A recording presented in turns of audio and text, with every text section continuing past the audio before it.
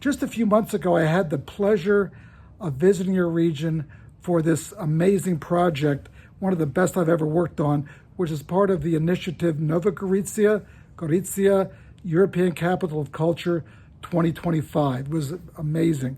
Over 100 photographs are captured, not only my travels throughout places like Afghanistan, India, Cambodia, the Philippines, but more importantly, the humanity I've witnessed along the way with a particular focus on children.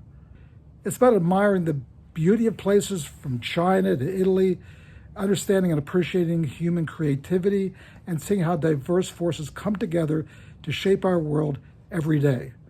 My hope is through this body of work, looking at the world, we can shine a light on who we are and deepen our understanding of an ever-changing world we live in.